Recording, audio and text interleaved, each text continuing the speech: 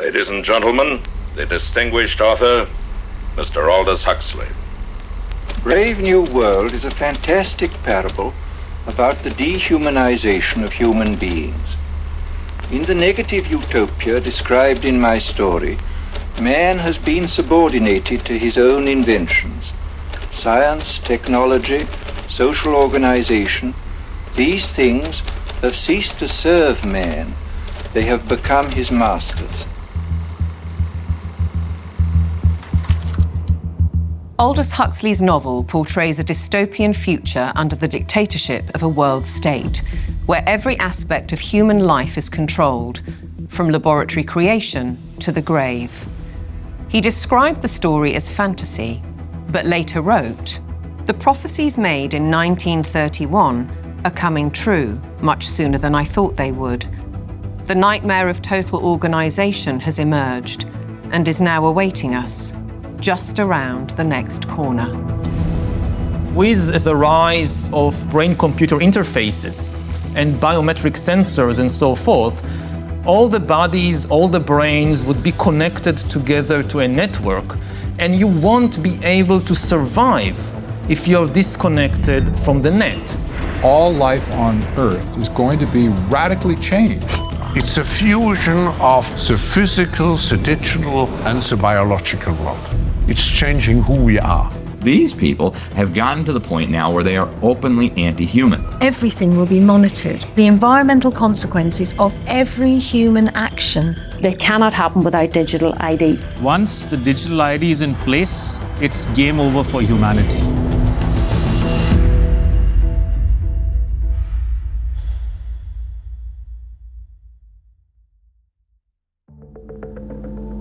The ideology of a world dictated through science is deep-rooted. Almost a century ago, a movement was established in the United States, preaching that the population should be governed by an elite of selected experts, scientists and academics, rather than democratically elected politicians. They called it technocracy. These engineers and scientists from Columbia University promoted what they thought was going to be the replacement for capitalism and free enterprise. It's not going to be price-based economic system. It's going to be based on resources and energy, control over energy. They thought that science was the answer for everything. They didn't have any spiritual bone at all. You know, they were very mechanistic in their thinking. The definition was clear. Technocracy is the science of social engineering, the scientific operation of the entire social mechanism to produce and distribute goods and services to the entire population. The movement was short-lived, but the principle never died. As we'll demonstrate, a stranglehold on policy and resources has always been the ambition of the powerful oligarchs behind many of today's world institutions.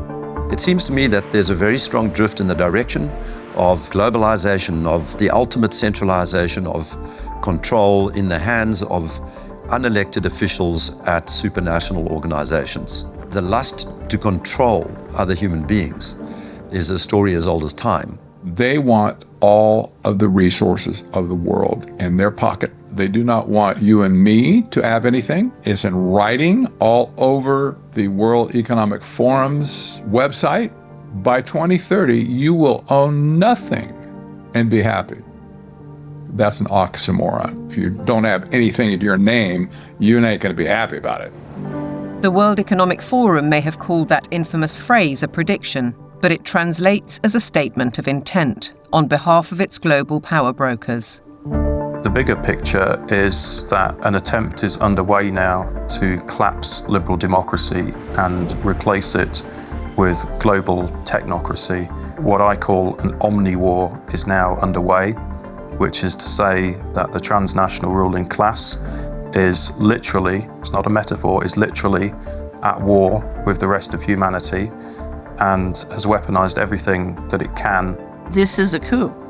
They can remove the power from the parliament and the legislative branch and consolidate it into a monetary system which has complete control. That control is now entirely achievable because the would-be controllers finally have the tools to execute it. Total surveillance, artificial intelligence, digital IDs, and central bank digital currencies. The potential for social control is gigantic and potentially irreversible. What our experts are describing is a world commanded by an exclusive group of bankers and industrialists, affecting every aspect of our lives. What we eat, what we can buy, where we travel, where we live, and all bypassing democratically elected governments. You could be forgiven for thinking this is a grand conspiracy theory, but please consider this. The term conspiracy theory has become one of the most successful propaganda terms of all time in closing down discussion and debate. It's a thought-terminating cliche, but nevertheless, it's surprisingly effective when you try to calmly present evidence in a factual and reasoned manner. In this film, we will present evidence that the global takeover is not only possible, it's actually happening, and has been decades in the making. They plan to commandeer land, reduce farming, and radically change the food we eat, transform the supply of electricity, and then dictate how we use it, and replace currency with a system of credits under their control.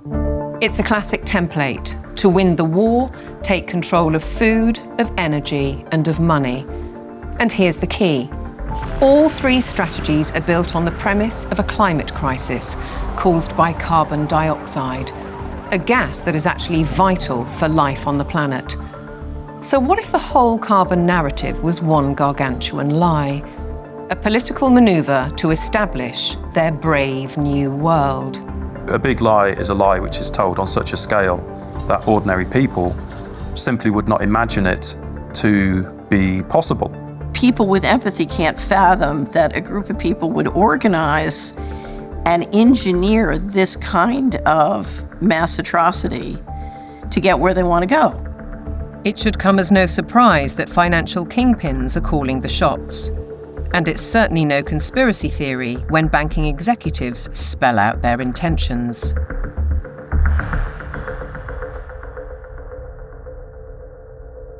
We are on the brink of a dramatic change where we are about to, and I'll say this boldly, we're about to abandon the traditional system of money and accounting and introduce a new one. And the new accounting is what we call blockchain. It means digital. It means having an almost perfect record of every single transaction that happens in the economy, which will give us far greater clarity over what's going on. It also raises huge dangers in terms of the balance of power between states and citizens. We are shifting to a new financial system, but the general population is not shifting to a new financial system. It's shifting to a control grid. CBDC can allow government agencies and private sector players to program, to create smart contracts, to allow targeted policy functions. For example, welfare payment. For example, consumption coupon. For example, food stamp. By programming CBDC, those money can be precisely targeted for what kind of people can own and what kind of use this money can be utilized. A key difference with the CBDC is that central bank will have absolute control on the rules and regulations, and also we will have the technology to enforce that. They're saying we can control with rules. We don't need currency anymore. And so it's no longer a financial system or a currency system. It's purely a digital concentration camp. It's a slavery system. When Catherine Austin Fitts talks, we should listen. She's a former high-level investment banker in New York and held senior office in the first Bush administration in Washington. There may be 1,000 models of how it could work. But essentially, you will have, whether it's a banking account or a credit card, and it can be turned off and on. So my incentive system is not you go to work and work hard and you get money. My incentive system can be based on how you behaved in the last 5 minutes, on a 24/7 basis. CBDCs, as the name suggests, would be issued by central banks like the Federal Reserve in America and the Bank of England, not by high street banks. They would signal the end of cash, and every transaction you make would be transparent and held on a permanent database. Crucially, under a net zero regime, your carbon footprint could be at the heart of the system. We're developing, through technology, an ability for consumers to measure their own carbon footprint. What does that mean? That's where are they traveling? How are they traveling? What are they eating? What are they consuming on the platform? So, individual carbon footprint tracker. This can be the infrastructure for a carbon credit system. It's totalitarian control, and if people don't become aware of it now, it's going to be too late to backtrack from this. It's a ratchet system where it's very difficult, if not impossible, to backtrack. But why is now the time for change? Because the system is in crisis. It entered crisis in 2019. Mark Carney, he talked quite openly about how the international monetary and financial system had entered profound crisis and was effectively on its last legs. If you study the history of how the central bankers designed technocracy, essentially when they created the Fed, they said, look, this can't last forever. We're going to need, at some point somebody's going to get hip to this game. We're going to need another system. And I will say this because I used to be part of that group. I was born and bred to be a central banker. They plan ahead hundreds of years in advance. Predictably, the money brokers seem to hold all the cards. As a subtext, does the ruling class need to protect itself as artificial intelligence threatens mass unemployment? And what will happen to our existing assets if the banking system is collapsed and money disappears overnight? In an unknown future, one thing is certain. Digital IDs are essential to the project. If they become compulsory, data on every detail of our lives will be monitored, stored, and monetized. Nothing, but nothing, would be private. For younger people, often it's the case that they like technology, they're completely au fait with it, they enjoy it. So they don't see the dangers that technology can bring because, like a drug dealer does, you feed people, low levels of drug where it's all fun. And then later, when you have them addicted, you feed the hard stuff and that destroys their life. So in a similar way, all of this technology is currently pretty much nice, but when the central bank digital currency comes in and the control comes in and the censorship systems, then the younger people will realize all too late in many cases that they've walked themselves into a trap.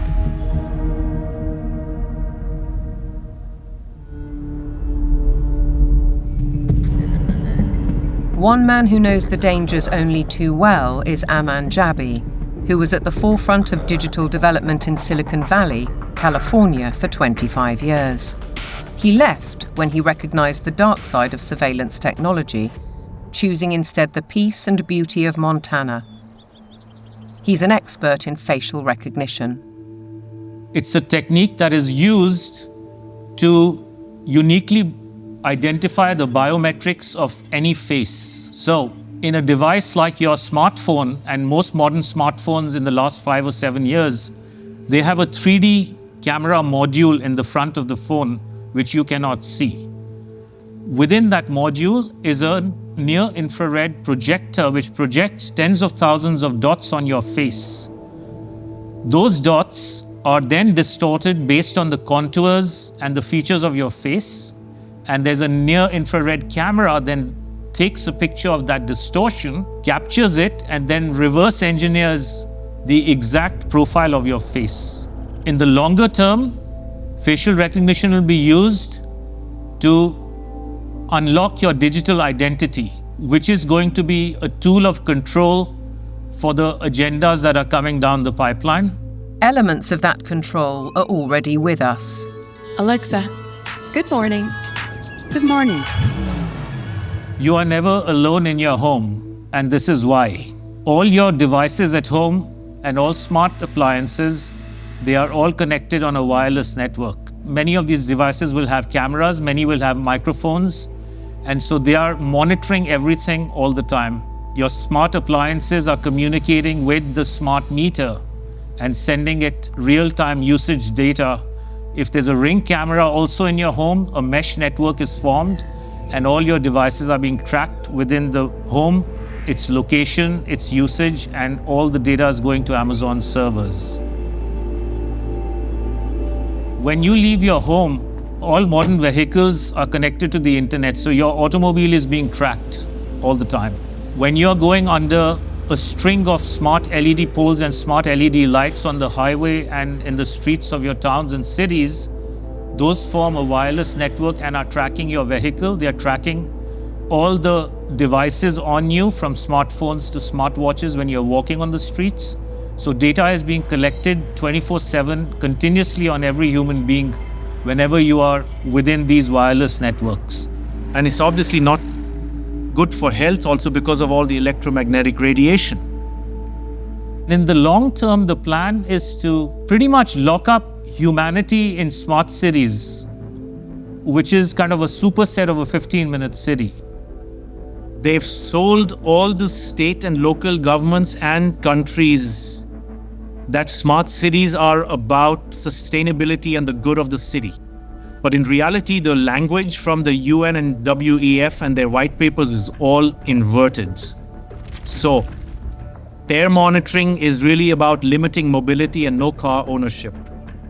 Right? Surveillance, control via LED grid is why the smart lighting is there. Water management is about water rationing, noise pollution is about speed surveillance, traffic monitoring is about limiting mobility, and then, of course, energy conservation is all about rationing heat, electricity, and gasoline. Another concept one should be familiar with is called geofencing, and think of it as an invisible fence around you where you cannot go beyond a certain point, and that will be related to your face recognition, digital identity, and access control. Your smart contracts, SoftBrick can turn off your digital currency beyond a certain point from your house. Our world has been turned into a digital panopticon. That means you can be monitored, analyzed, managed, and monetized.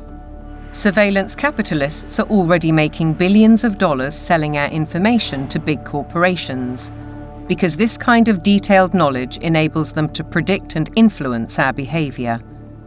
Worse, our children are being exploited. There are a lot of board games and other games that are already in the market and have been for over 2 years that have cameras inside and underneath these LED screens that are observing and scoring and emotionally calibrating the faces of all the children. So are all the iPads that they use in schools. They're all manipulating children's behavior by what they display on the screens. And child data is big business. There's a concept called social impact investing, which people should read up on. If your kids are in schools, they are already being traded on Wall Street in real time. They can bet on groups of kids whether they're going to be successful or not, whether they're going to become computer scientists or environmental engineers. So children have become essentially a commodity and have been for years with this system. And once it's fully in place, it is going to be used to fully control the behavior of children as well as how they behave with respect to, diversity, equity, inclusivity, etc. The Chinese have already gone one step further. Classrooms have robots that analyze students' health and engagement levels. Students wear uniforms with chips that track their locations.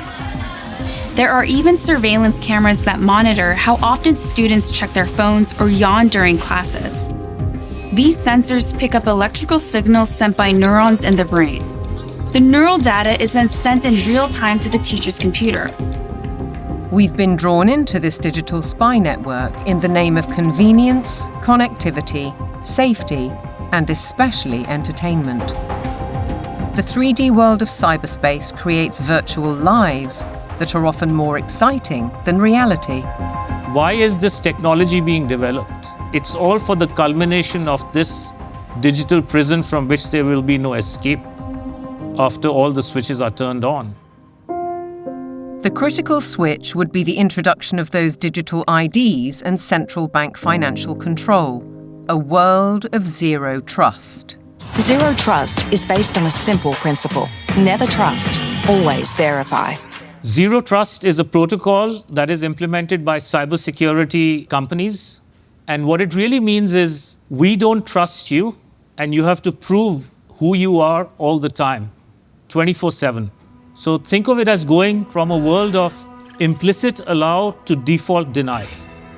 In tomorrow's world, once zero trust is implemented in, say, retail, everything will be behind plexiglass doors with a 3D camera, and it'll only be unlocked through your digital identity and facial recognition if you have the available carbon credits in your digital currency.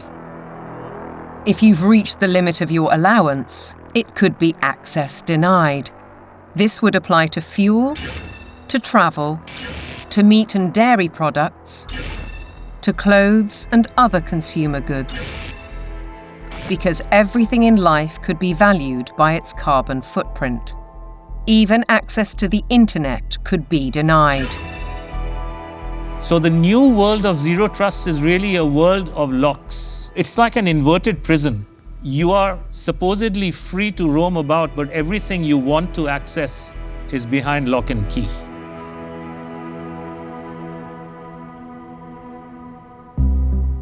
Most advances in science, including AI, bring great advantages to the world. They can enhance and improve human endeavour in almost every walk of life. But you don't have to be a scientist to see the flip side. They're constantly monitored by facial recognition cameras that are able to instantly put a face to a name. Now, the Chinese are also ranked, given a mark out of a possible 950 points. For now, the number is a sort of bank credit rating, keeping track of everyone's spending habits. It may seem scary, but it's just like that here. We're used to it, and anyway, we don't have a choice.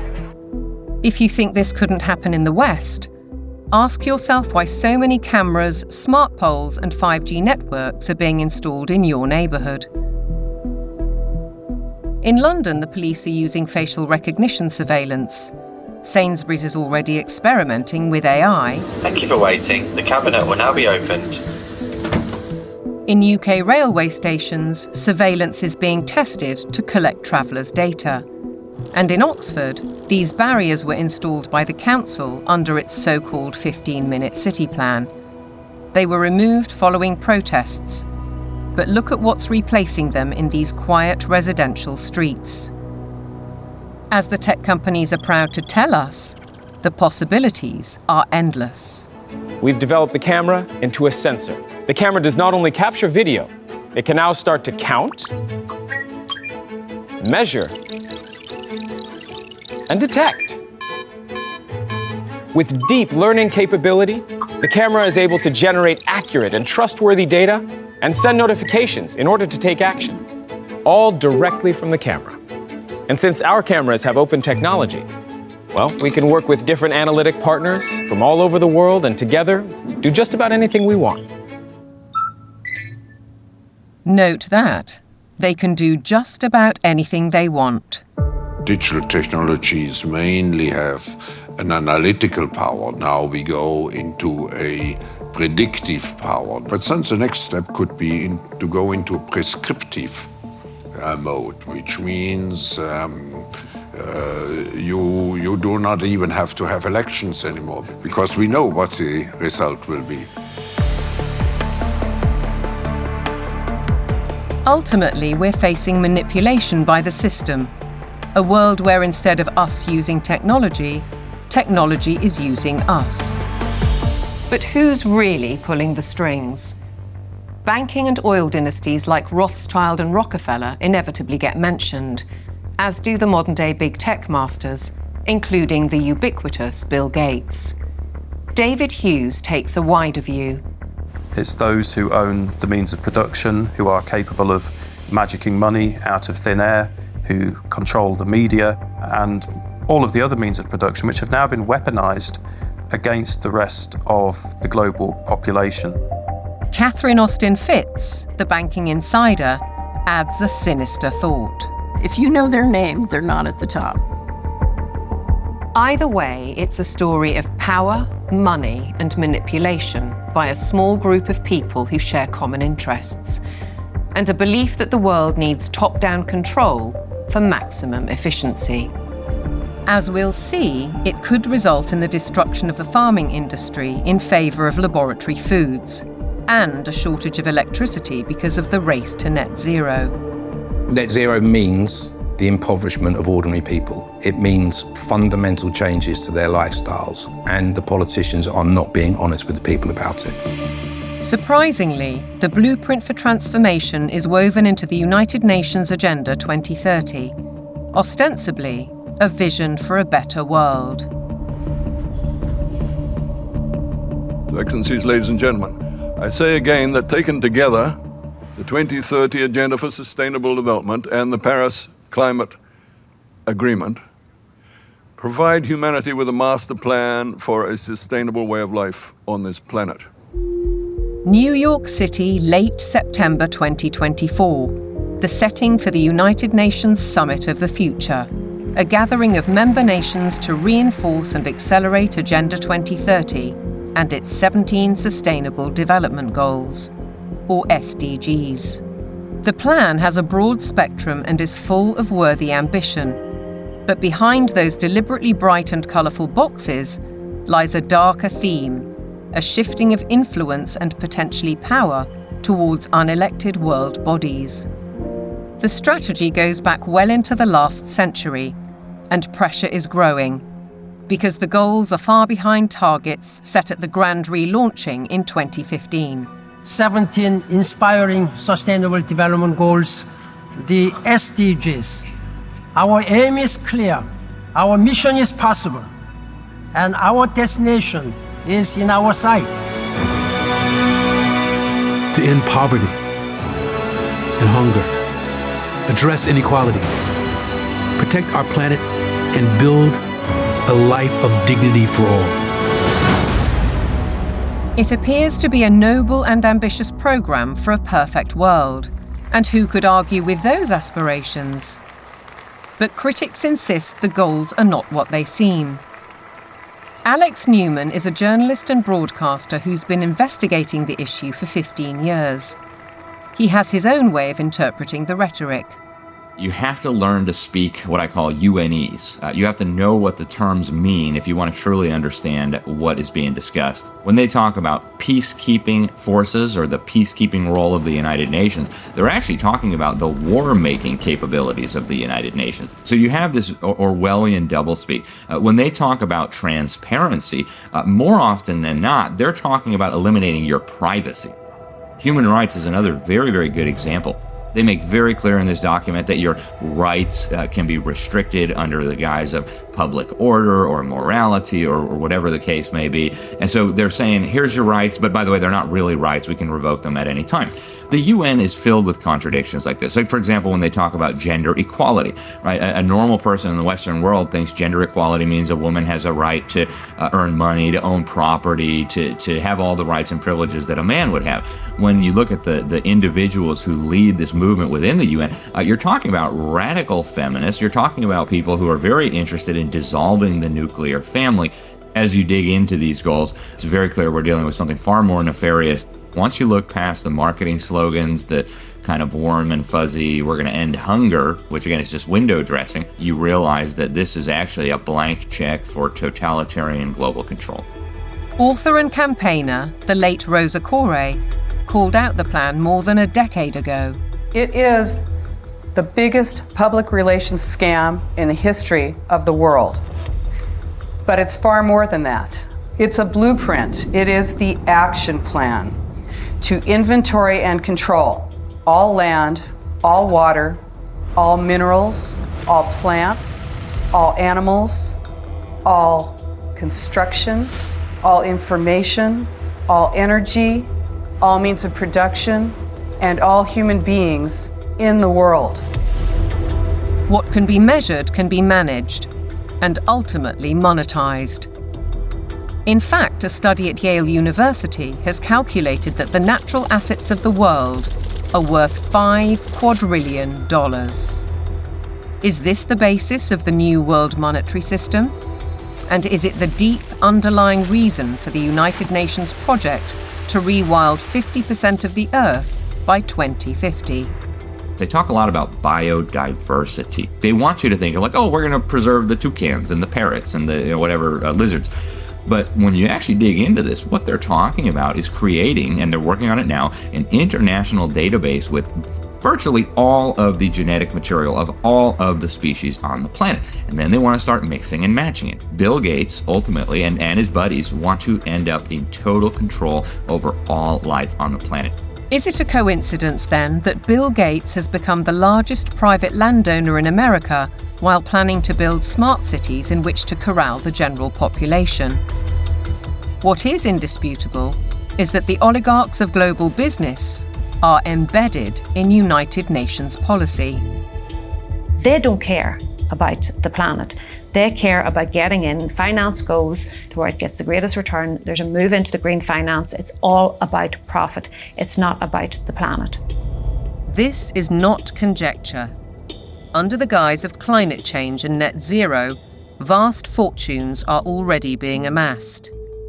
Take carbon exchange markets. Companies emitting excess carbon dioxide can buy credits from businesses that are carbon negative. But increasingly, many are paying a high price to offset their emissions against land schemes. Grasslands, forests, conservation projects, and so on. Some legitimate, others not so. Either way, the brokers and middlemen get rich, while having no impact on actual carbon emissions. We've also seen the emergence of natural asset companies, whose name says it all.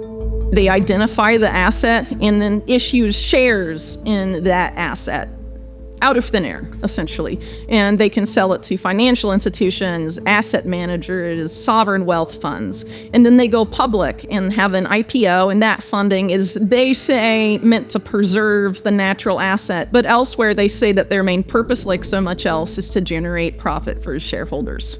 It has nothing to do with preserving the environment. That is literally just the talking point they think will stick and sell. We're all in it together. We got to save the planet. So let's allow the bankers to create a new racket that makes the natural world collateral. So if everything in nature is to be traded on financial markets, setting a value on the land we walk on and the air we breathe, why do we, the public, have no say? There's no route that an ordinary person can take to make a representation to United Nations. So it's fundamentally undemocratic. What it has done is build relationships with billionaires. Right from the start, the rich and powerful have enjoyed undue influence in the UN's inner sanctum. In fact, the Rockefeller family part-financed its headquarters in Manhattan. To hand you, Mr. Lee, my father's check. Thank you, Mr. Rockefeller. Between them, the Rockefeller family has funded hundreds of organizations and, as a consequence, spread their authority on civil society, institutions, banking, education, and global politics. The Rockefellers always believed in world governance. In the 1950s, their Special Studies Project report declared, "The UN stands, finally, as a symbol of the world order that will one day be built." In 1973, David Rockefeller co-founded a non-governmental organization which still carries international power today, the Trilateral Commission.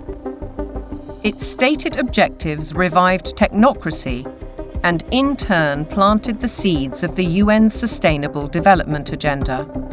They said at the time that they were going to create a new international economic order. It was all over the literature. The goal of the new international economic order was not to get richer in the sense of money. They knew even back then that eventually the fiat currency system of the world was going to disintegrate. So the goal became to actually capture the physical resources of the world. All wealth historically has come out of the ground.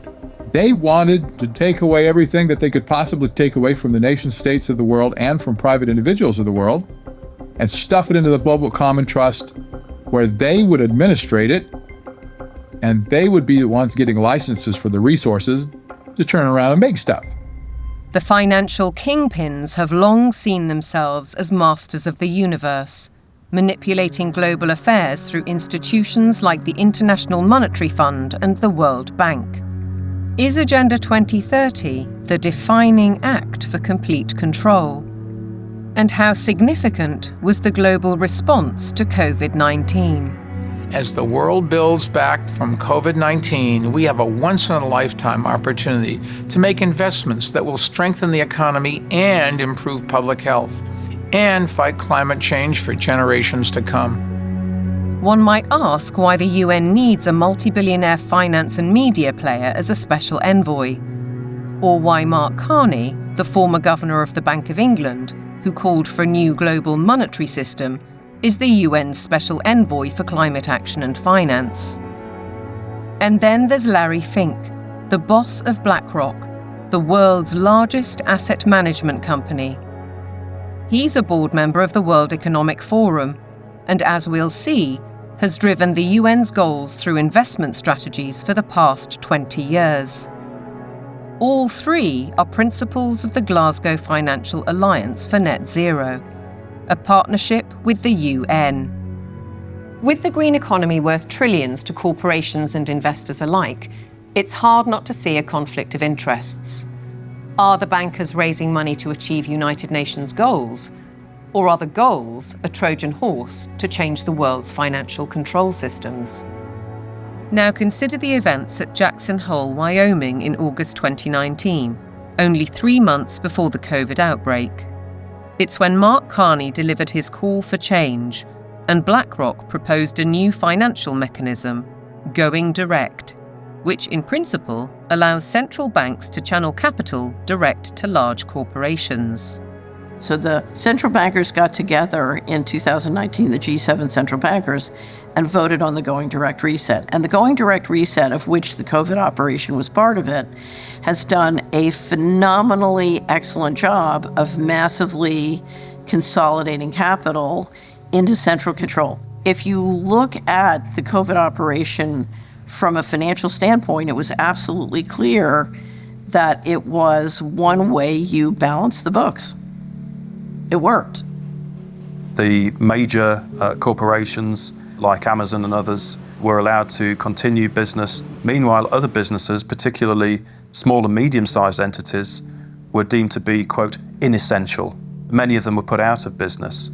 And so what we saw was a global wealth transfer of a reported $3.3 trillion from the working classes and the middle classes to this kind of super rich billionaire brigade. The people who ran the operation made an absolute fortune. It was economically, as a taking, it was a huge taking. And that included billions of pounds of taxpayers' money going to pharmaceutical firms for so-called vaccines. Whatever the truth around COVID, Dr. Hughes says the response deployed dangerous elements of social control, what he calls weaponized deception. We see techniques of shock and awe being applied through the lockdowns, techniques of isolation, making reality seem strange and threatening. All of this helps to depattern the mind. These are all well-known military tactics. Look them in the eyes and tell them you're doing all you can to stop the spread of COVID-19. Stay home, protect the NHS, save lives. These are, in fact, very nasty and very vicious techniques which were deployed against the public of multiple countries at once.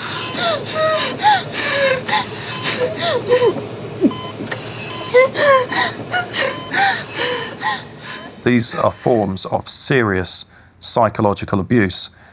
I think once the public starts to understand that, there's going to be a very severe pushback against everything that's happened. The general population cannot fathom the psychopathy of the vision that they're facing. So they can't fathom that a group of people would organize and engineer this kind of mass atrocity to get where they want to go. Be aware then of the World Health Organization, the UN's most powerful agency.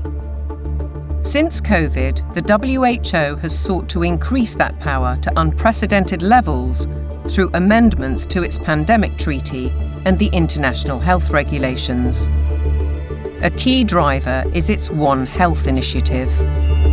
One Health is a concept that was created to enable the WHO, with these documents, to take over jurisdiction of everything in the world by saying that climate change, animals, plants, water systems, ecosystems are all central to health. That places the Director General in a key position to influence world events, another potential conflict of interests given the WHO's financial backing, particularly from the pharmaceutical sector. Its accounts for 2022 show that an eye-watering 84%, or $3.656 billion of income, came from voluntary donations.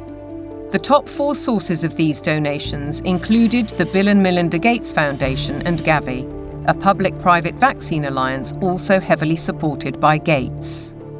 People see the WHO as a benign organization, and there are still areas where the WHO does useful stuff. But the biggest focus now is purely on a tiny disease burden where investors can extract a large amount of wealth.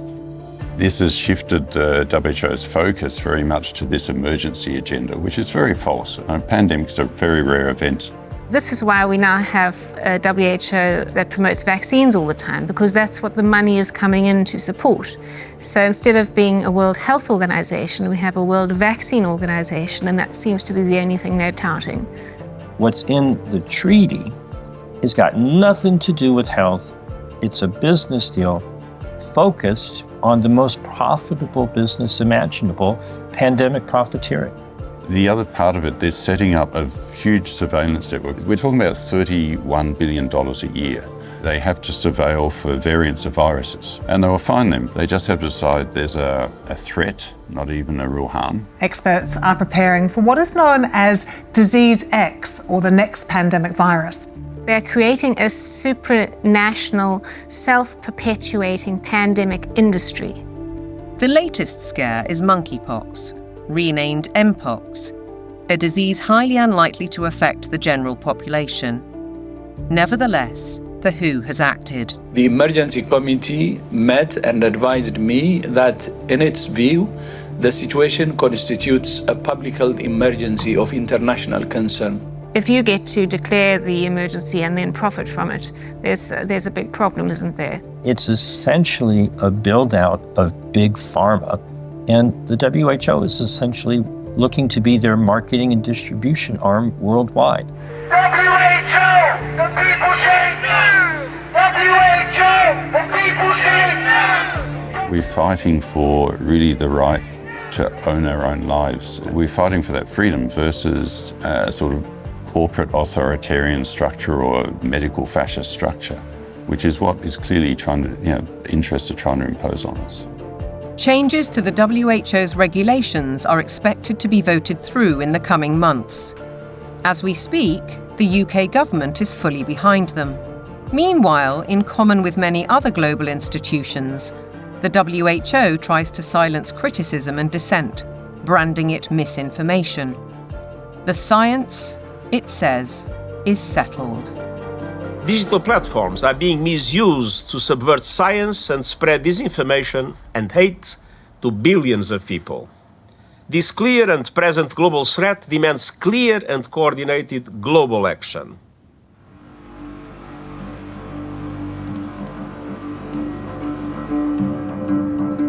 I have a little rule of thumb for diagnosing a centralization scam. If we can detect 1, a propagandized global crisis, 2, admitting only global solutions, and 3, with dissenting voices viciously silenced, then we know with absolute certainty that we are dealing with a scam. Control, dictate, eliminate debate, the hallmarks of a totalitarian regime. And nowhere is the cold ambition of corporate dominance more evident than with the World Economic Forum.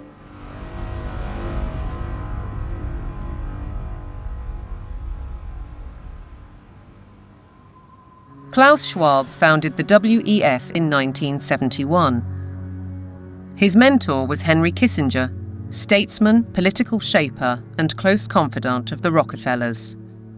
The organisation now employs 800 people and has programmes in business, academia, and in training future global leaders.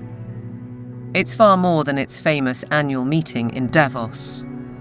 Over the last 50 years, the World Economic Forum has blossomed into an enormously influential organization with all of the major corporations as stakeholders or trustees and all funding the World Economic Forum to ultimately fund the UN World Government Plans and Agenda 2030. Klaus Schwab is the public face of stakeholder capitalism, a planned system of central ownership and control that has little to do with democratic process and is uncomfortably close to communism.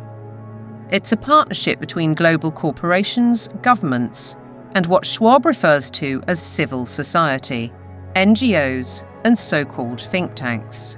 The agenda is driven by finance, which gives the unelected and unaccountable oligarchs huge influence, if not control, over policy. The UK's Prime Minister, himself a one-time member of the Trilateral Commission, has already declared his interest. You have to choose now between Davos or Westminster. Davos. Why? Because Westminster is too constrained, and it's closed, and we're not having meaning. Once you get out of Westminster, whether it's Davos or anywhere else, you actually engage with people that you can see working with in the future. Westminster is just a tribal shouting place. Starmer seems to forget that he is elected by the people, to serve the people through Parliament. That's his democratic duty. And while he refuses to listen to our farmers, he entertains the globalists in Downing Street and publicly doubles down on his philosophy.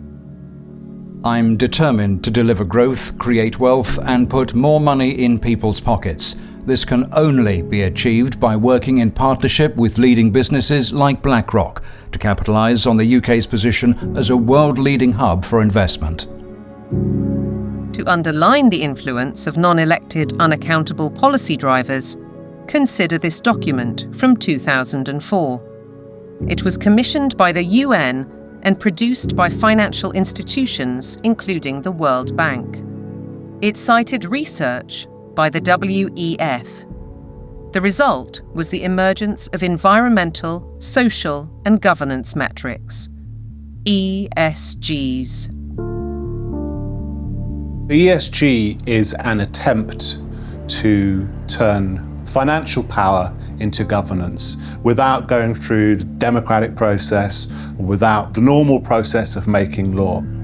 ESGs allow major asset management companies such as BlackRock to impose ideologies on businesses and consumers across the world through their investment strategies. BlackRock's billionaire chairman and CEO, Larry Fink, also a board member of the WEF, remember, is clear.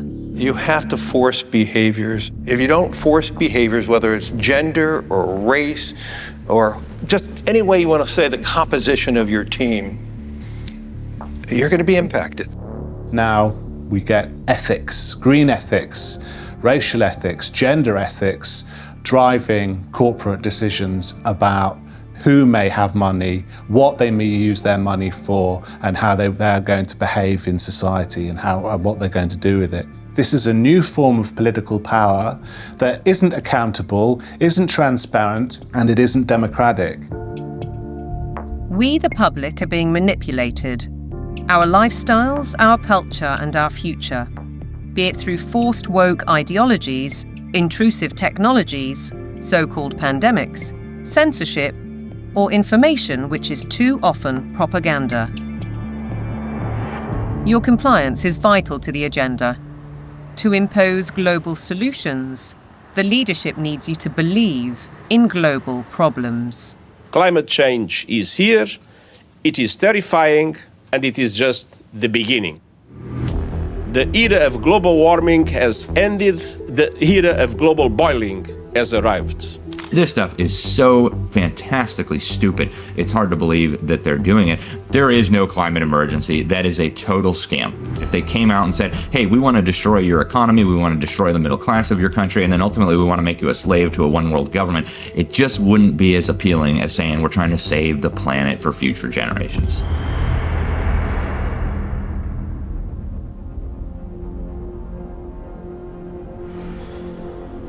"2024, with the hottest day on record and the hottest months on record, this is almost certain to be the hottest year on record.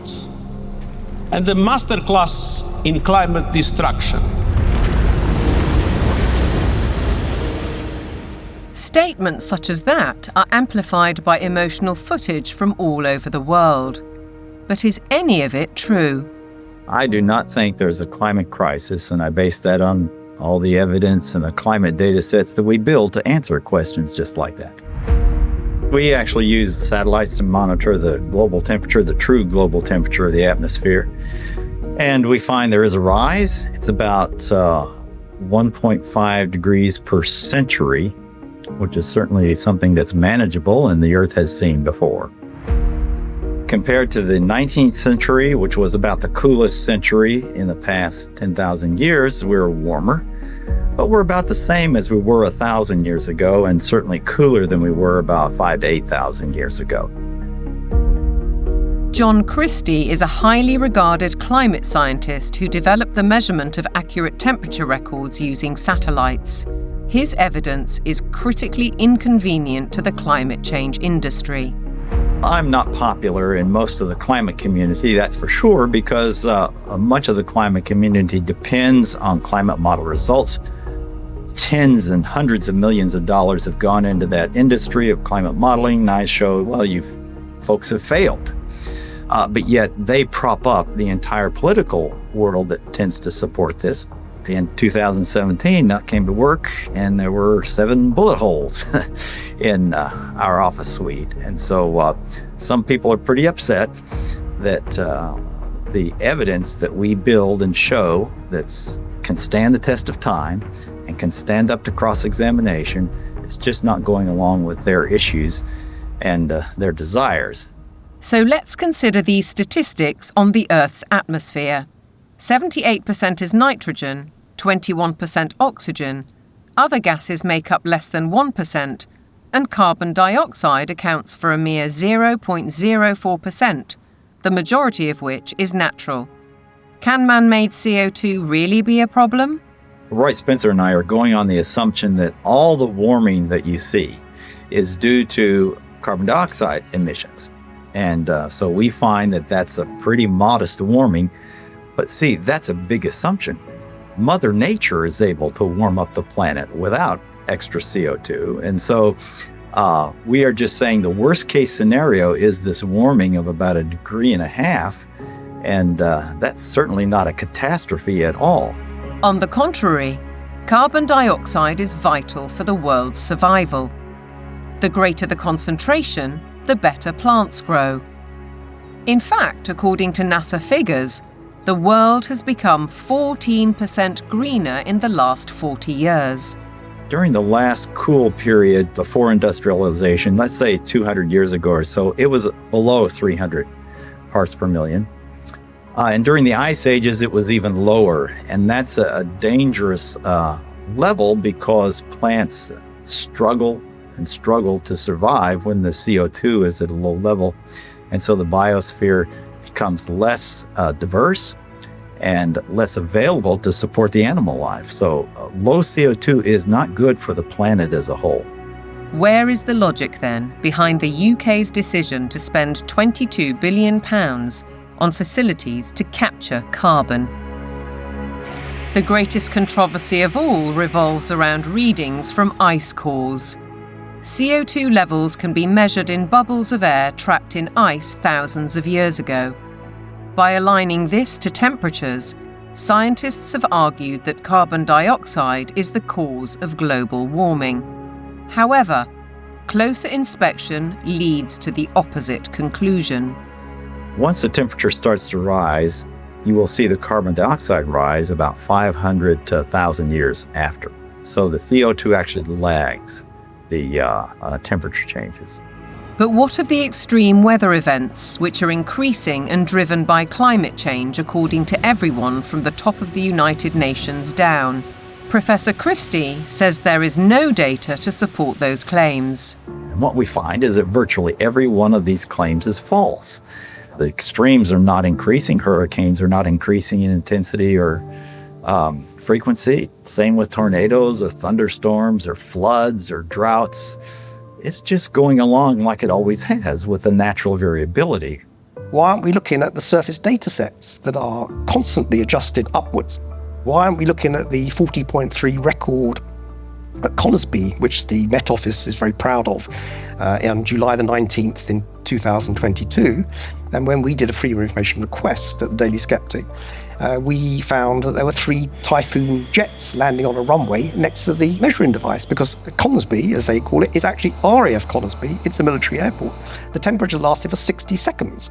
Sticking a thermometer up the backside of a jet aircraft is not probably scientifically the best place that you can sort of determine temperature measurement, particularly when you then morph it into a global database, which the Met Office has, and then tell dear old Antonio Gutierrez that the globe is boiling. The whole thing is junk. How we came to the point where we think that we're going to prevent bad weather from happening by eliminating fossil fuels is just about the most nonsensical, illogical thing that I can imagine. And the whole world is caught up in this nonsense. So how did the carbon story take hold? Meet the man who invented climate change, according to The Telegraph. His name? Maurice Strong, an oil tycoon, a Rockefeller associate, and a man with an extraordinary talent for moving between high finance, politics, and the United Nations. Strong was a member of the highly influential Club of Rome, an institution formed in 1968 at a Rockefeller property on Lake Como in Italy. A group of scientists, academics, and industrialists discussed what they saw as an urgent crisis: the impact of human activity on the planet. I don't think we can sustain current growth trends much beyond, say, the lives of children who are being born today. To prove the thesis, they commissioned computer modeling at the Massachusetts Institute of Technology. This research laid the foundations for an agenda that's persisted for over 50 years. Cut use of autos, use less electric power, have fewer children, limit growth. All of this was fueling this ideology that there's too many people on the planet, there's not enough resources, and that something has to be done. The natural world in which man lives and on which he depends is indeed deteriorating, is being destroyed in many instances at a rate that is accelerating and that can only continue to accelerate unless we begin to control the activities that are having this destructive impact. In 1975, the Club of Rome published a second report, Mankind at the Turning Point. The lead quotation was telling. The world has cancer, and the cancer is man. The report concluded, the solution of these crises can be developed only in a global context with full and explicit recognition of the emerging world system, a new world economic order, and a global resources allocation system. In other words, technocracy, top-down control of everything, including populations. But if that was the solution, a worldwide problem was required. Climate change provided the answer, as admitted in a later Club of Rome document. This is the quote from page 115. In searching for a new enemy to unite us, we came up with the idea that pollution, the threat of global warming, water shortages, famine, and the like would fit the bill. All these dangers are caused by human intervention, and it is only through changed attitudes and behaviour that they can be overcome. The real enemy, then, is humanity itself. It really does look as though they are inventing climate change there. They just made it up out of thin air, literally. That nobody really looks at that book and say, well, there you go. This has nothing to do with science whatsoever. They just made it up. Interestingly, in 1988, Maurice Strong had been instrumental in establishing the IPCC, the mainly political entity which endorsed a thesis by a small group of scientists that industrial carbon dioxide was driving climate change, and the IPCC has been locked into that theory ever since. Maurice Strong's masterstroke came in 1992, when as Secretary-General of the UN's Earth Summit in Brazil, he saw 179 nations commit to a World Action Plan, Agenda 21. We have been the most successful species ever. We are now a species out of control. Nobody would question the need for a cleaner environment and the protection of nature, and Strong's legacy lives on through the Kyoto Protocol, the Paris Accord, the current Agenda 2030, and the worldwide push for carbon net zero. But there are questions on his motives and his connections. He was behind the first financial carbon market and a founding director of the World Economic Forum. Surely a conflict of interests with his involvement in the IPCC. A skeptic might ask why nearly all research grants in almost 40 years have gone on developing IPCC carbon dioxide theories, while anyone who raises questions is ridiculed, cancelled, or has their career stalled. Funding for someone who wants to determine the natural variability of the climate system as an explanation for what has happened is just not there. I mean, the government is very clear that they want a catastrophic story. There is no single science paper that proves conclusively that humans control all or most of the global climate.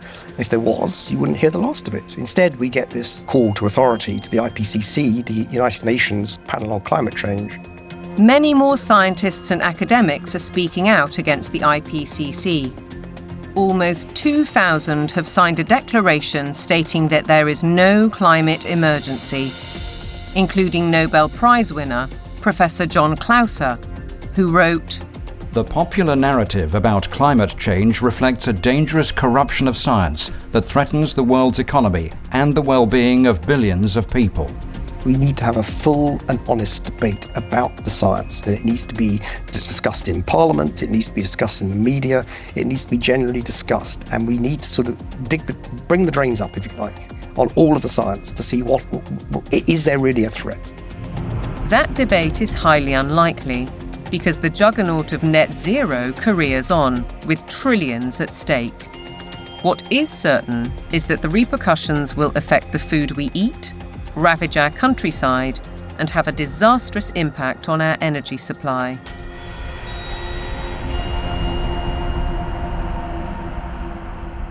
If you cannot set a credible course for net zero, with 2025 and 2030 targets covering all your operations, you should not be in business. Well, net zero is insanity. It's pure insanity. I mean, the idea that you can remove 85% of the world's energy, which comes from hydrocarbons, within less than 30 years and replace it with the sunbeams and the breezes, it shows a complete lack of economics, societal effect. It shows a simple lack of the progress that we've made over 300 years. Nevertheless, net zero is enshrined in UK law, with the government passing the Climate Change Act in 2008. A 100% reduction in emissions by 2050 from 1990 levels was included later in a strategy document. But experts argue that the policy is fatally flawed. Europe's mad dash towards net zero is effectively economic suicide.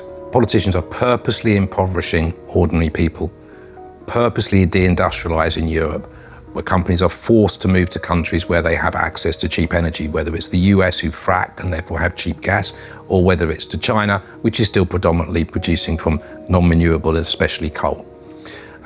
It is literal economic suicide. China continues to open new coal-fired power stations to drive the factories that manufacture wind turbines and solar panels, which are then sold to the West. As a result, China emits almost 30% of global greenhouse gases, while the UK is responsible for less than 1%. In essence, carbon emissions are merely transferred to another part of the planet. And while China gets richer, UK households face a bleak and expensive future. What it will effectively do is price ordinary people out of having access to electricity at a time they want, and a price they can afford. The core problem is that neither the infrastructure nor the technology exist to provide a constant supply of electricity. The proportion of time that solar actually generates electricity is actually 9% in the UK. That means that for 90% of the time, solar doesn't generate the average amount of electricity that its capacity can generate. For onshore wind, it's about 20 to 40%, and for offshore wind, it's about 30 to 50%. So that means, by definition, you will always have periods of time when renewables aren't producing electricity, but there is demand for electricity. As we'll hear, the net result is that supply will be rationed. Reality, though, seems not to concern the activists.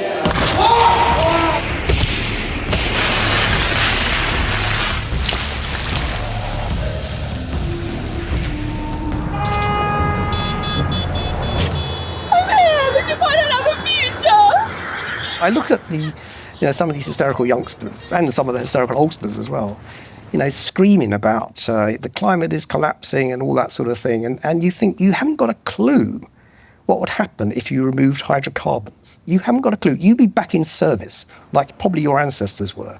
You'd be skivvying on the land, in big houses with warlords, calling themselves aristocracy and all that sort of stuff. You want to go back to that? Fine, get rid of hydrocarbons. Many of these apparently grassroots protest groups are backed by organisations such as the Climate Emergency Fund, financed by billionaires like the oil heiress, Aileen Getty.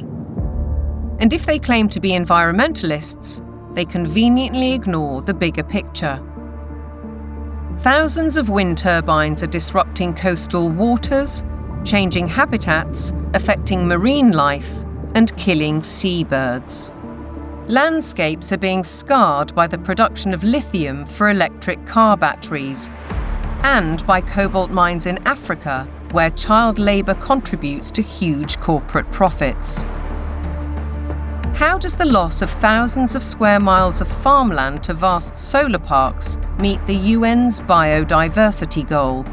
And how helpful are wind turbines when they're blotting the landscape visually and through noise pollution, and disrupting wildlife in the air and on the ground? The glorious mountain terrain of southwest Wales is a stark example.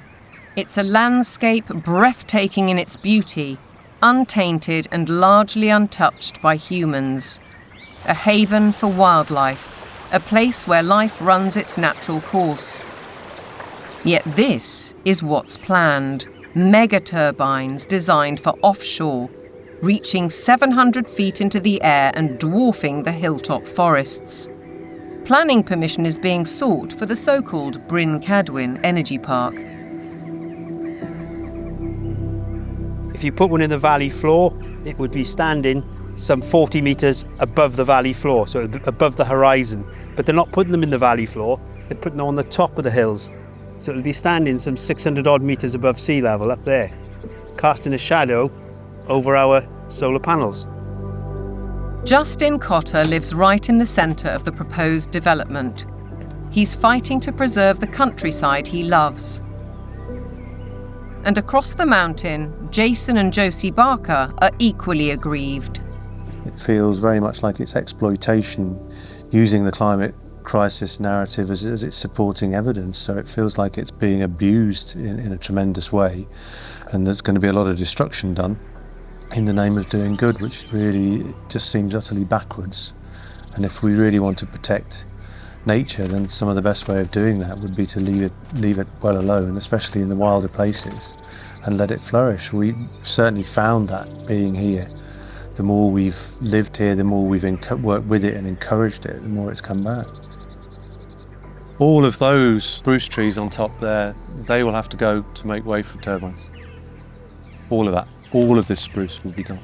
To build a 230-metre turbine in that location, it's going to take some crane to lift the 240-ton nacelle onto the top of the tower some 180 metres up. So they'd have to stabilise all the ground for the crane, stabilise the ground for the actual turbine, put in a concrete plug basically in the ground of some 1,000 tonne of steel, 4,000 tonne of concrete, just as a base. They'll need to be lit. It'll take away the dark skies. It's totally devastating. It would just be catastrophic damage and destruction.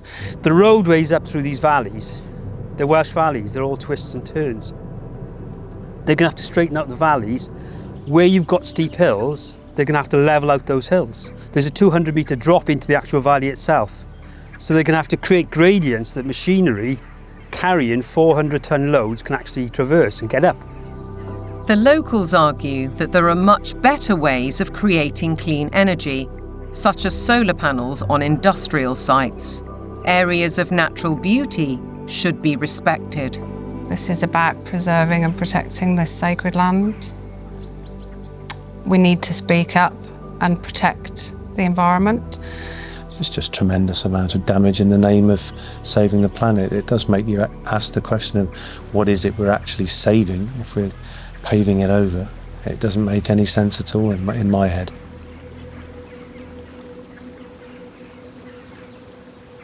The proliferation of turbines and solar panels certainly seems at odds with protecting biodiversity, and experts argue that the economics simply don't add up.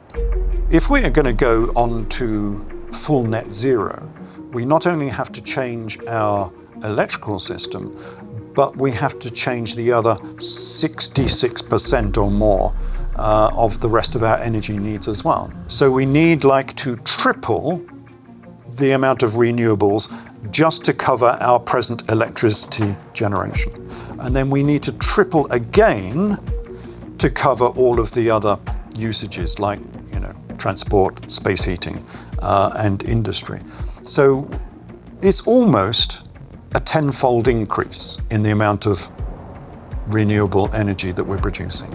Ralph Ellis has analysed 3 government reports and says all have grossly underestimated costs. 2 of the reports ignore the need for that crucial backup when the wind doesn't blow and the sun doesn't shine. At present, this is the only such site, Dinorwig in Wales. But going by the government's own figures, Ellis says the equivalent of 2,000 Dinorwigs would be required. The overall cost would run into trillions of pounds. It's an energy fantasy because none of this has been thought through. Battery plants are one alternative to back up the national grid, like this one already constructed in Australia. But again, they offer limited supply. We're facing a situation where, if fossil fuels are eliminated, it will be impossible to maintain a constant supply of electricity. You can't instantly put on new supply, so what you have to do is control demand. And to be honest, they're quite open with this. If you look at the National Grid's latest paper on this, they talk about demand management. And the system is, electricity will only be available at a price you can afford when the wind is blowing and when the sun is shining. And when the wind isn't blowing and the sun isn't shining and the 1 or 2 hours of battery storage have been used up, the way they will reduce demand is by simply increasing the price of electricity so that demand falls to the available level of supply. Part of the control that the government has, or part of the means by which it can manage the demand, is through the use of smart meters. Effectively, smart meters allow them to do minute-by-minute pricing, which means that as the intermittent renewable production goes up and down, they can effectively change the price at which you can use electricity. So essentially, it's going back to pre-industrial age, where the weather determines our lifestyles and our energy use. A government-sponsored report from the UK Fires Organisation agrees that targets will not be met, and therefore electricity usage will have to be cut. They say we'll have a quarter of the power by 2050, and they say there'll be no travel, there'll be no meat or no beef lamb. There will be restrictions on clothing, and we will live in mud huts. And it's not an exaggeration. They use the word earth. The United Nations use the word bamboo, impacted earth, soil detritus. This is what they're writing. But what of the claim that renewable energy will be cheaper? Not so, says Derek Bertelsen. We can also look at the accounts of these renewable energy companies. And what we see if we look at those is that the cost of production is considerably higher than the market price of electricity.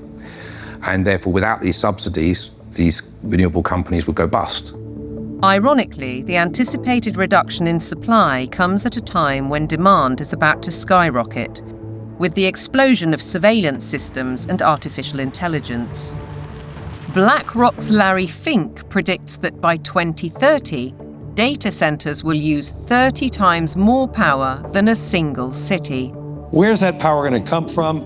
Are we going to take it off the grid? What does it mean for elevated energy prices for everybody else if it's that? I think it's going to represent some huge societal questions that we have not addressed, the negative side. Forget about the use of it, but just the generation of it is massive power. If the race to net zero will affect our energy, it could also have a devastating effect on our food, as global policies and the march of corporations accelerate.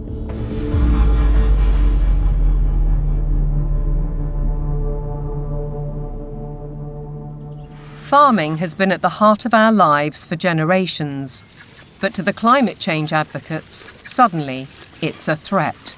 A lot of people have no clue that agriculture contributes about 33% of all the emissions of the world. You just can't continue to both warm the planet while also expecting to feed it.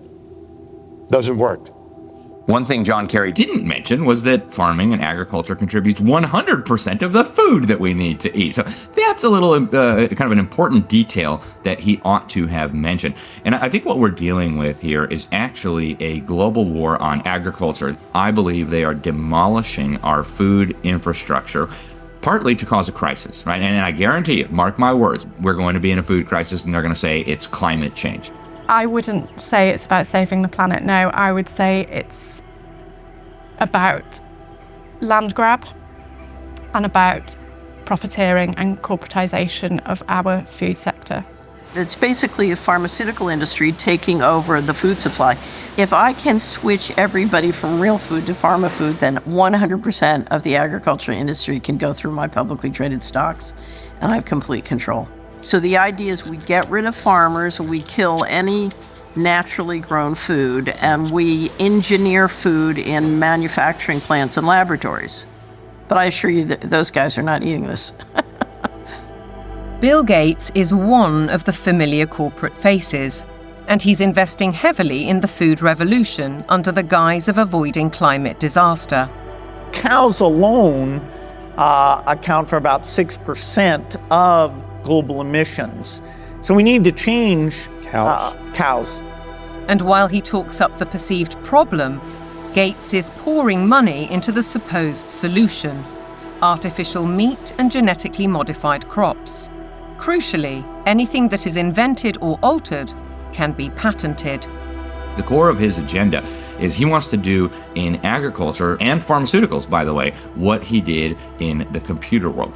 True power, massive, incalculable wealth comes from owning intellectual property and then monopolizing it. They want to make it so that every single organism that is used for food is ultimately under their control, either through the 3D printing or through this genetic manipulation. So we're moving now very rapidly toward this totally centralized food system where a tiny handful of corporate interests in bed with totalitarian government will dominate the food supply so that there is only a giant public-private partnership with total control of all food, all energy, and I believe water will be next. While the global machinations continue, thousands of farmers fear for their livelihoods. And the new UK government's first budget has multiplied those fears. By reducing relief on inheritance tax, they're penalising those who would want to pass their farms to sons or daughters. The National Farmers Union described it as a disastrous budget for family farms that would snatch away the next generation's ability to carry on producing British food and see farmers forced to sell land to pay the tax. For Kelly Seaton, concern goes well beyond her family farm in Cheshire. It makes me feel incredibly sad that the dairy and meat industry is so vilified. You will never find anything as nutritionally complete as milk and meat. The food that is going to replace milk, meat, and all of the other products that we produce in this country is going to be very nutritionally lacking. They will starve us from nutrients, and then the pharmaceutical companies will probably pick up the slack on that, all of which create a profiteering circle. No Farmers, No Food was set up to campaign against untenable net zero and climate change policies. Farmers, says Kelly, are being dealt a deeply unfair hand. When cows are blamed for climate change, it does make you question everything. And I think this is where a lot of farmers are waking up to the fact that there's a lot of lies being told to us. The problem with the current carbon system is that a lot of big corporations are offsetting their carbon. So most dairy producers now especially, but other farmers as well, are having to record their carbon footprint on systems that aren't fit for purpose. They are woo-woo figures pulled from the sky, quite frankly, and then the big corporations are using that data to offset their carbon so that they can look better, again, at the same time as beating us with a stick and saying that we're the ones killing the planet with these girls. The methane emitted by cows' digestive system is part of the argument against them, but Kelly says that's just hot air.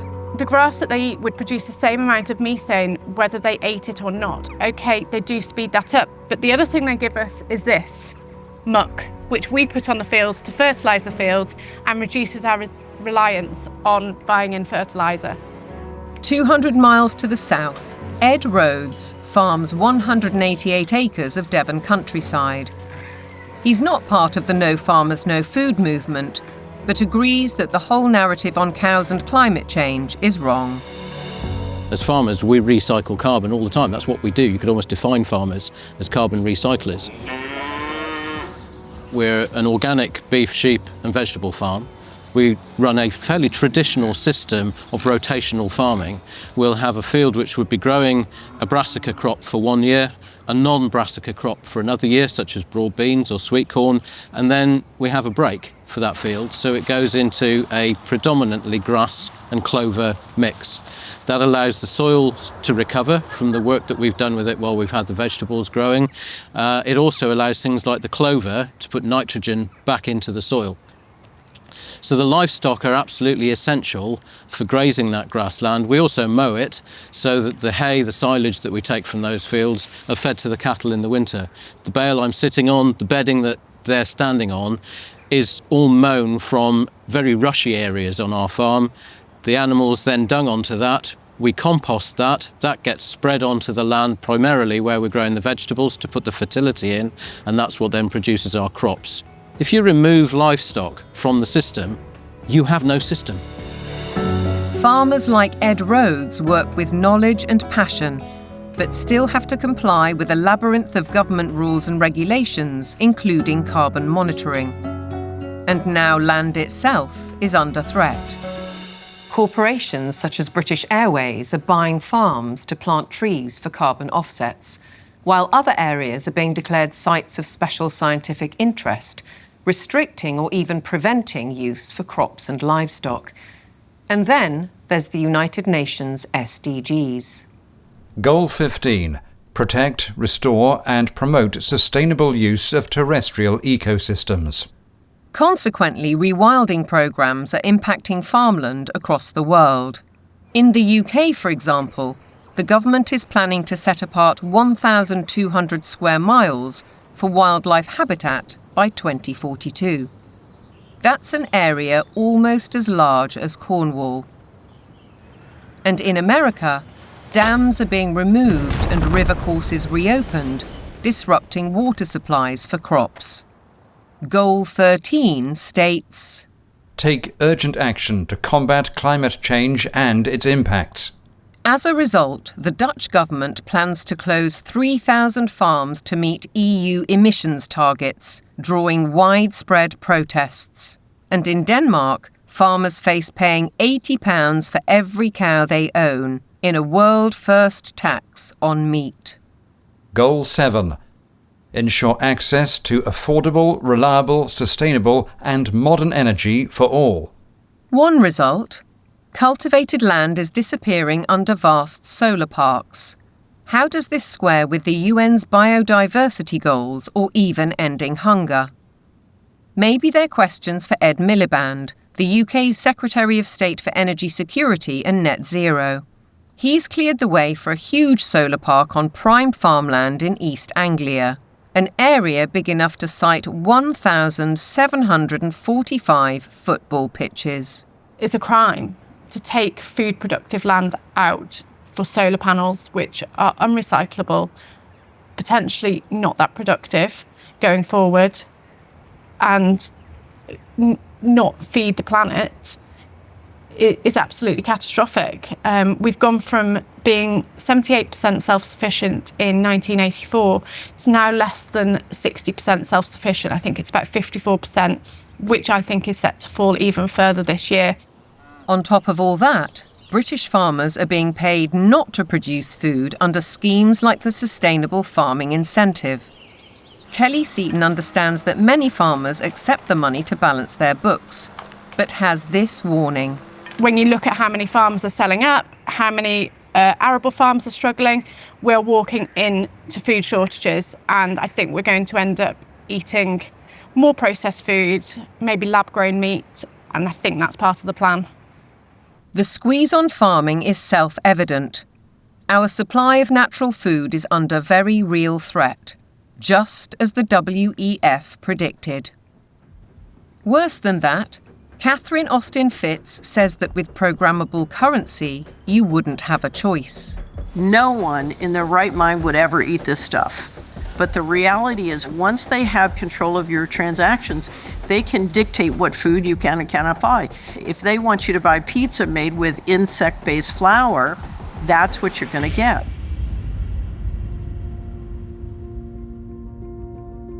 There's an energy crisis. Even though there is an abundance of energy, there's a food crisis, even though there's plenty of food to feed the world. There's a water crisis, even though 70% of the Earth's surface is covered with it. There's an air crisis where CO2 is declared the enemy of mankind, even though it's necessary for life to exist on Earth. There's a resource crisis, even though there are abundant resources to support everyone.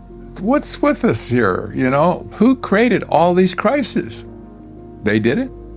Just as clear as the nose on my face. It's all been a sham. All the essential things of life, they've been declared to be scarce, because things that are scarce you can control.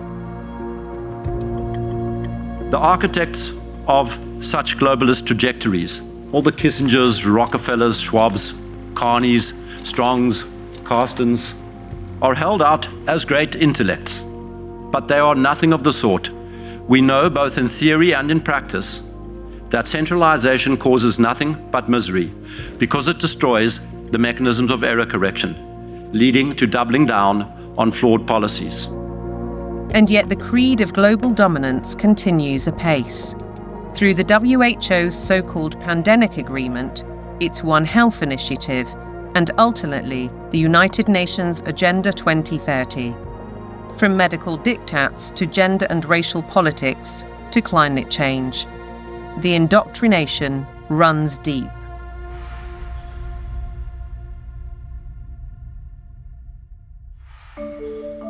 Local councils have been sucked in by the tentacles of global power, encouraging them to spend vast amounts of time and taxpayers' money on climate schemes, without challenging the rationale. Local councils have taken these actions because they are part of or lobbied by a network of green organisations throughout the United Kingdom, for example, UK 100, there's also C40 Cities, and there's the Global Covenant of Mayors. And these organisations require local authorities to sign pledges that say they're going to ban cars from streets, we're going to make people vegetarian, and we're going to restrict certain forms of trade faster than is required by national government. They've been able to do this because democratic engagement at the local level is so weak. The voters' decisions are completely outweighed by the influence of the green blob, essentially. One organisation, Climate Emergency UK, has introduced scorecards, a league table to compare the progress of councils. It brings both pressure and opportunity. Environmentalism creates the idea that a local councillor is a planet saver. And of course, there are organisations that, like the UK 100, that are going to flatter people in that position. They're going to indulge those people and say how important they are, whereas most of the rest of the public are going to probably see them and say, what the hell are you doing? Ben Pyle emphasises that such organisations are not grassroots initiatives. Civil society has been bought and it's been organised around the interests of its billionaire philanthropists. Newspapers and television also consistently push the same story. We've been hearing about the threat of climate change for decades, but now we can't ignore it. Here, the climate crisis is very real, and it is getting worse. What mainstream media does in following this narrative is that they exclude vast areas of climate science. They exclude all the sceptical scientists. By the BBC, which has done it for 20 years, saying that you cannot have any other view apart from the settled narrative, is doing an enormous disservice to science. Journalists and broadcasters are schooled in the carbon doctrine by organisations such as the Carbon Literacy Project, which claims to have trained 1,000 BBC employees. Meanwhile, Sky joined forces with the psychologists of the Behavioural Insights team to produce this initiative: How the Power of Television Can Nudge Viewers to Decarbonise Their Lifestyles. The recommendations included: give green content more screen time, more salience in plots and scenes. Use kids' content to encourage positive environmental behaviours amongst children and their parents. How then can we possibly expect impartiality in reporting? Rather, we're served with propaganda, statements that nobody seems willing or able to question. It is unequivocal that human activities are responsible for climate change. I can take current media and almost any climate story I can write, I think, a very effective counter. It's like shooting fish in a barrel. This is endemic to a media that is ill-informed and has an agenda.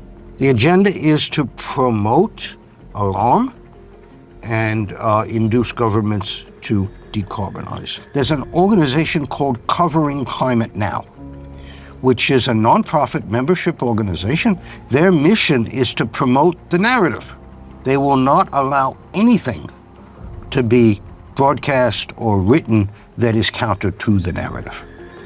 Among the 500 plus media partners on the Covering Climate Now website are Reuters, Bloomberg, ABC, CBS, MSNBC, NBC, Channel 4 News, The Guardian, The Daily Mirror and The Lancet, as well as several British universities.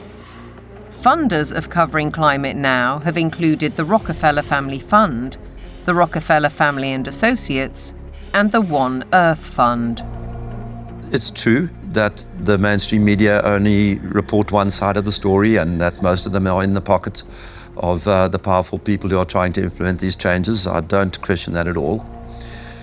But it's also true that people are listening to them less and less and reading them less and less. We see independent media people with much larger audiences than mainstream papers. And I think that phenomenon will gather pace now. That rise in independent voices has seen institutions like the UN, the WEF, big tech companies and broadcasters like the BBC wage war on what they call mis, dis and malinformation. They don't appreciate views they can't control. The fight for truth is on. A partisan media, obsessed local councils, and then there are the universities, which should be the first and last bastions of objective research and open debate. But here too is a story of outside pressure. With the drop in government funding, the shortfall has been made up from other sources, and those tend to be NGOs, private organisations. For example, the Gates Foundation and the Wellcome Trust. Invariably, money from private organisations will come with vested interests. These vested interests, according to Professor Moss, drive university teaching towards business goals and ideologies at the expense of critical thinking and levels of academic achievement. One new initiative is the European Network on Climate and Health Education, led by Glasgow University. Medical students have been trained to accept that climate science is an established fact. Increasingly, climate change is harming people's health. You could say it's the largest health emergency of our time, and I do need to be ready to help tackle this challenge. Can the outcomes really be free of prejudice when the backers include the WHO and major pharmaceutical companies? This new collaboration will help train the next generation of medics with the skills they need to treat the health impacts of climate change and deliver more sustainable healthcare. That's why health leaders from across the public and private sectors are coming together to support this transformative new network. Academics, right from the beginning now, are socialised to orientate their research towards the money. So this, I think, is quite damaging when it comes to fearlessly pursuing the truth wherever it may lead. That doesn't really happen anymore in academia. It's more about pursuing the money wherever that might lead. It makes me feel distraught. It makes me feel that the whole purpose of university learning has been subverted. The influence and ambition of big business, the mission creep of so-called woke thinking, the cancel culture, the suppression and smearing of those who dare to question. Shockingly, the conditioning starts in the youngest of minds.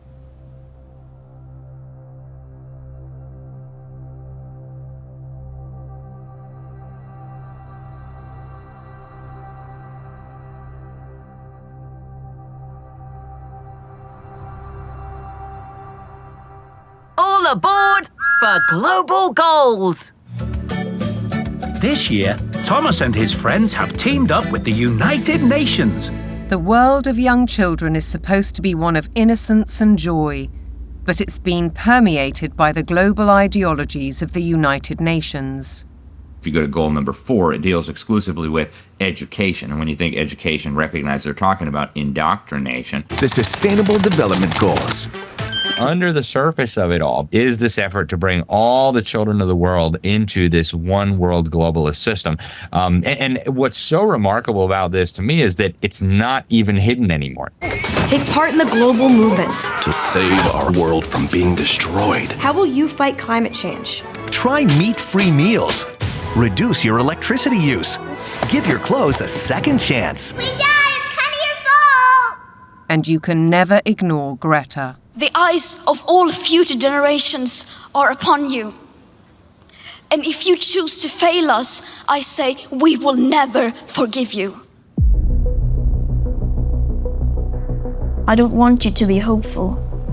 I want you to panic. We want action. We want justice. Let's talk action. And we want it now. No more coal. No more oil. Keep your... I want you to feel the fear I feel every day. I want you to act as if the house was on fire, because it is. This propaganda relentlessly promoting fear in various ways, be it disease, be it climate, I think is having a very damaging impact on young people's mental health. The disasters that continue increasingly to afflict the natural world have one element that connects them all: the unprecedented increase in the number of human beings on the planet. We're asking children to believe they are a scourge on the planet. I have a problem with children believing they shouldn't be here from the off. How are we ever going to encourage them to have strong mental health and emotional well-being if they believe that their birth is a disaster for the planet? That's not encouraging them to be productive citizens who are making an active contribution to society if they've got to apologise for their very existence. I think it's very dangerous, and I think we need to reverse that as soon as possible.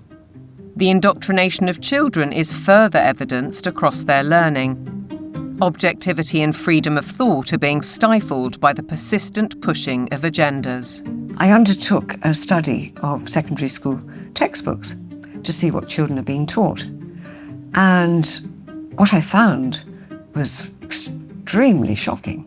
I found unqualified acceptance of climate change, the wonders of vaccines, GM foods, and very few counter-arguments were presented. If you cannot produce this information that's in the textbooks, you cannot succeed in the school system.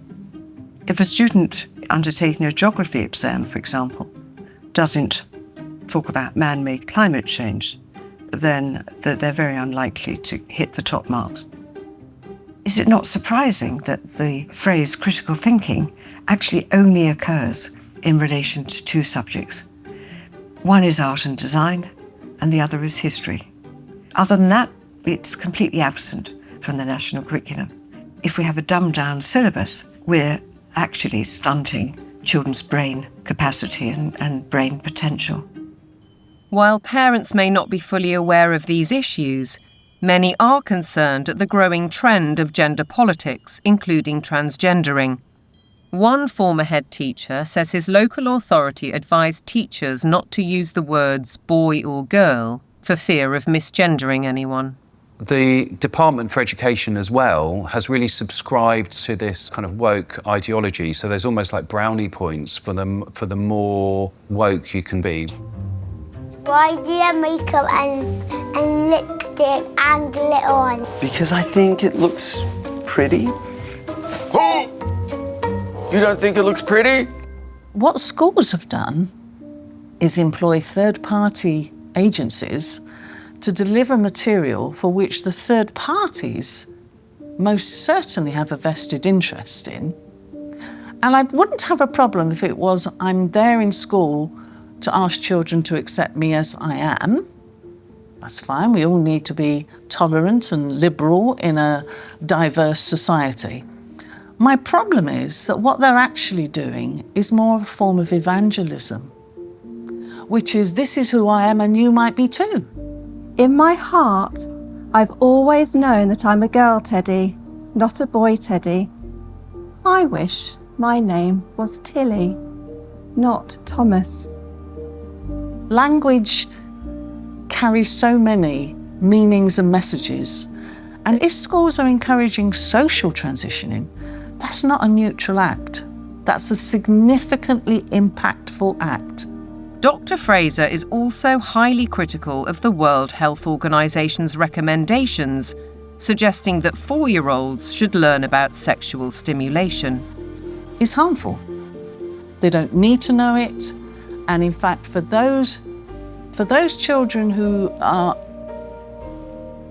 perhaps victims of adult abusers, how will they ever know the difference between what is happening within the home if they're encouraged to also explore that part of themselves within a school curriculum? What do we do with an organisation like the United Nations or the World Health Organization if we take our orders from them about what is suitable education for our child? How do we say, no, we're not doing that, we want a change? Teachers are sent on courses to embrace the diversity dogmas, and many buy into them. But Fairclough says that those who don't keep quiet for fear of reprisals.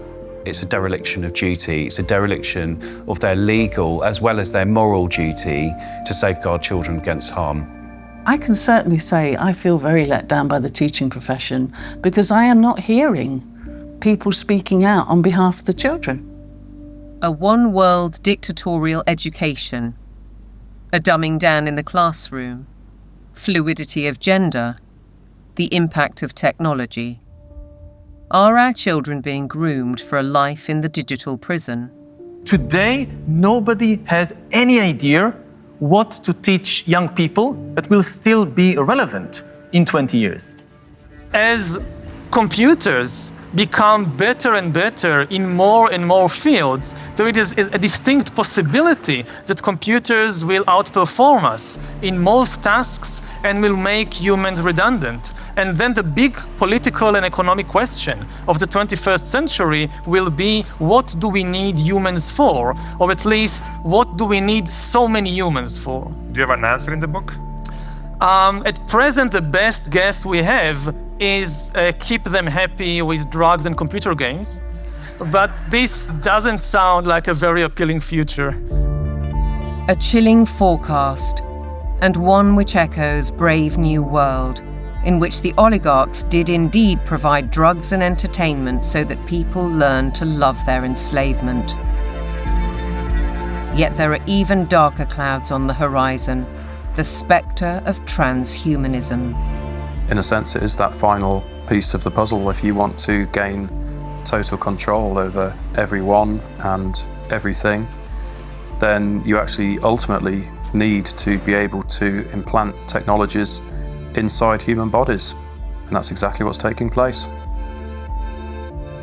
Artificial intelligence, the metaverse, near space technologies, and I could go on and on. Synthetic biology. Our life in 10 years from now will be completely different, very much affected, and who masters those technologies in some way will be the master of the world. These modern technocrats seem wedded to science and technology at the expense of our human spirit and ingenuity.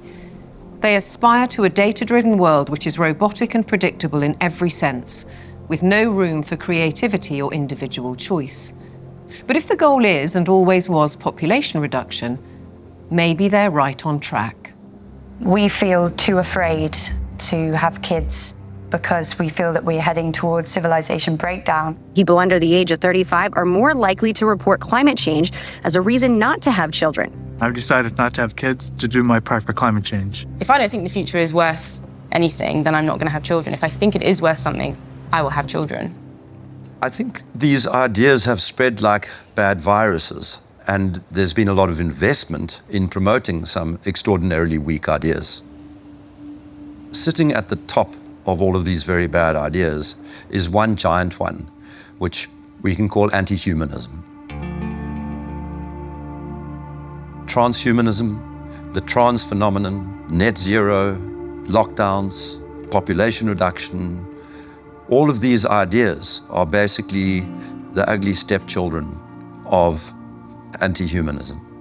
They are, as I read it, essentially two competing ideas in the world at the moment. One is that humans are the best feature of the observable universe, the only creatures capable of creative thought and generativity and of creating explanations for how reality works, that humans ought to be revered and ought to be cherished, that we should plan for their flourishing, that we should be planning for the flourishing of as many people as possible, that human agency ought to be respected, that civil liberties ought to be respected, and that the imposition of top-down, one-size-fits-all policies on humanity is completely incompatible with that kind of worldview.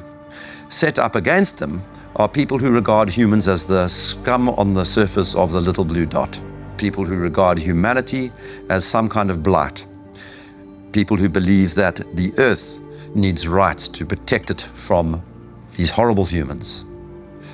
And I think it is a deeply sad reflection of the state of our societies that so many people live in the latter camp, but I'm definitely not one of them.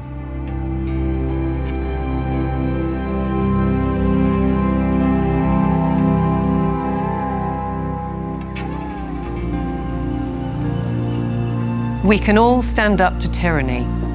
We can and must fight for the things that truly matter. The people we love, the fairness we'd like to see, and the personal freedoms we'd like to experience. We should not be bullied, nor should we accept the influences of those who would split our society, be it by race, by gender, by culture, or anything else we hold dear. And perhaps we should start by limiting our reliance on technology and remembering how creative we can be.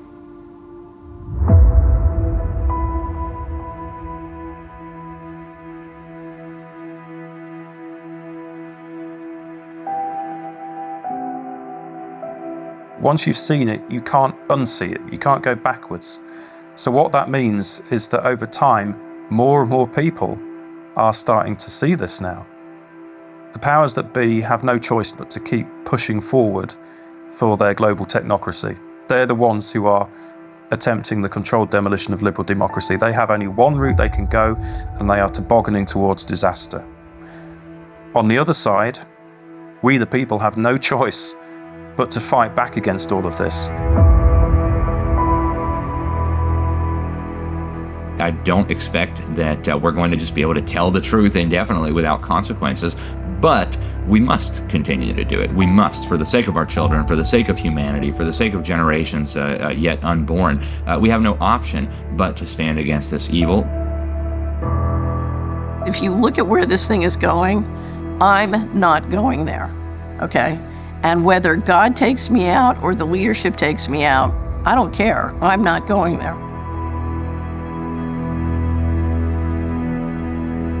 And the only way we cannot go there is if we can find a better pathway. And the only way we're going to find a better pathway is with transparency.